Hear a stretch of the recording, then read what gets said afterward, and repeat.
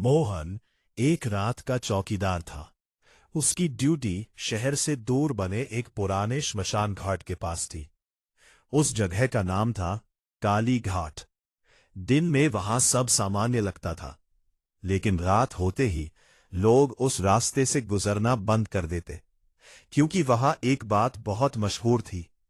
अगर रात 3:11 बजे कोई घंटी बजे तो पीछे मुड़कर मत देखना। कहते थे, जो पीछे देखता है वो अगली सुबह घर नहीं लौटता। मोहन नई नौकरी पर था। उसे ये बातें बेकार लगती थी। वो हंसकर कहता, लोग डराने के लिए कहानियां बना लेते हैं। एक रात बहुत तेज हवा चल रही थी। पेड़ों की डालियां हिल रही थी। दूर कुत्तों के रोने की आवाज आ रही थी। मोहन अपनी छोटी चौकी में बैठा चाय पी रहा था। तभी घड़ी पर नजर गई। 3:10 AM। अचानक पूरा इलाका बिल्कुल शांत हो गया। हवा बंद, कुत्तों की आवाज बंद, पेड़ों की सरसराहट बंद। ऐसे समय रुक गया हो। फिर टन टन टन घंटी बजने लगी। धीमी, भारी, जैसे बहुत पास से आ रही हो। मोहन हंसा। यही है वो घंटी। लेकिन अगले ही पल उसके कान के पास किसी ने बहुत धीरे से फुसफुसाया, पीछे मत देखना। मोहन का पूरा शरीर जम गया। सांस जैसे रुक गई। उसने धीरे धीरे पीछे देखने की कोशिश की, लेकिन तभी उसे गांव वालों की बात याद आई। 3:11 बजे घंटी बजे तो पीछे मत देखना। उसने खुद को रोका। कोई मजाक कर रहा होगा। उसने कांपते हाथों से चाय का कप उठाया, लेकिन कप हिल रहा था, इतना कि चाय बाहर गिरने लगी। बाहर फिर घंटी बजी। टन टन टन। अब की बार आवाज बिल्कुल चौकी के बाहर से आई। मोहन ने खिड़की से झांकना चाहा, लेकिन बाहर सिर्फ घना अंधेरा था। इतना काला जैसे रोशनी भी अंदर जाने से डर रही हो।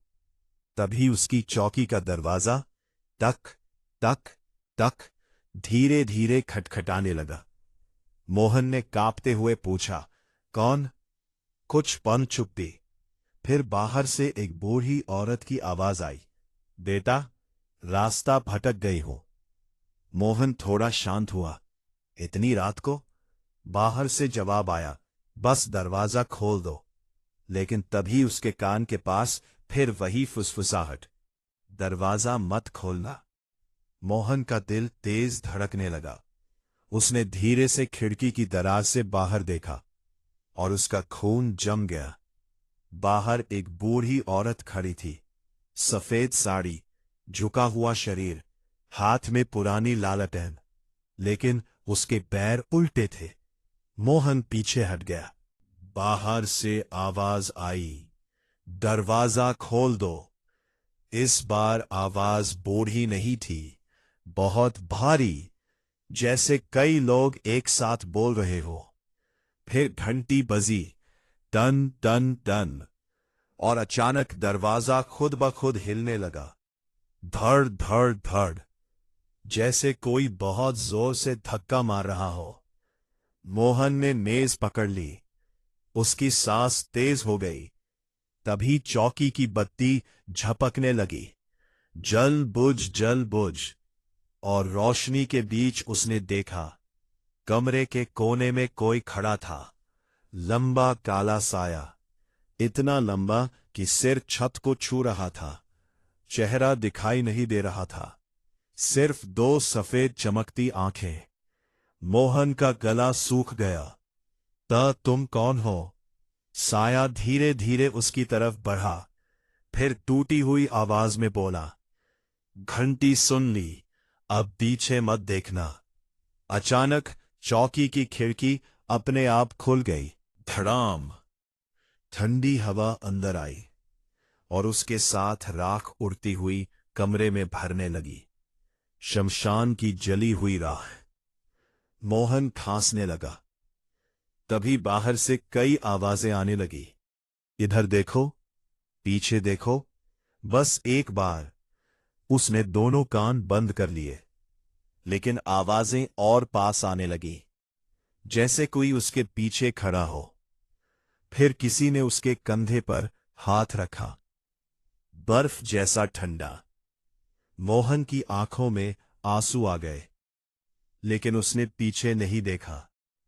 तभी सामने लगी टूटी शीशे की अलमारी में रिफ्लेक्शन दिखा, और रिफ्लेक्शन देखकर उसकी सांस रुक गई। उसके पीछे दर्जनों लोग खड़े थे, कुछ जले हुए, कुछ अध जले, कुछ की आंखें नहीं थीं। सबके चेहरे राख से ढके हुए, और सबसे आगे वही बूढ़ी औरत, लेकिन अब उसका चेहरा नहीं था, सिर्फ काला गड्ढा। एक बार पीछे देख लो। अचानक घड़ी रुकी। 3:11 AM और पूरा कमरा अंधेरे में डूब गया। मोहन भागने के लिए उठा, लेकिन चौकी का दरवाजा गायब था। अब वहां सिर्फ लंबा अंधेरा रास्ता था। दोनों तरफ चिताएं जल रही थी, और हर चिता के पास कोई बैठा था, धीरे धीरे सिर उठाकर उसे देखता हुआ। तभी घंटी फिर बजी, टन टन टन। इस बार उसके ठीक पीछे से, और वही आवाज।